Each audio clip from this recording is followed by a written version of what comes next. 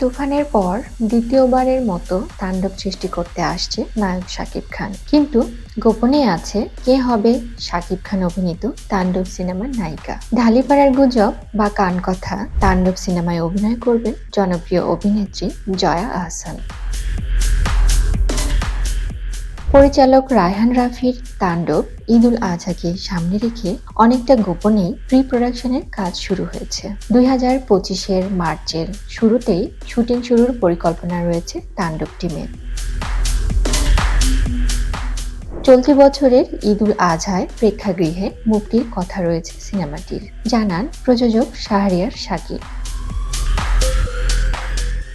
বৃহস্পতিবার তাণ্ডব সিনেমায় অভিনয়ের জন্য চুক্তিবদ্ধ হয়েছেন নায়ক শাকিব খান। প্রযোজক শাহরিয়ার শাকিল বলেন, আমরা ইতিমধ্যে সিনেমাটি নিয়ে কাজ শুরু করেছি, সবাই এখন তাণ্ডব নিয়ে ব্যস্ত, পুরোদমে প্রি প্রোডাকশনের কাজ চলছে। এই সিনেমার গল্প হবে অ্যাকশনধর্মী, তবে সঙ্গে থাকবে রোমান্সের মিশ্র প্রতিফলনও। শাকিব, রাফি, শাকিল, তুফানের তিন রত্ন এবার যে নতুন সিনেমার ঘোষণা দিলেন, সেটার নামের উর্দু অক্ষরও এক তাণ্ডব।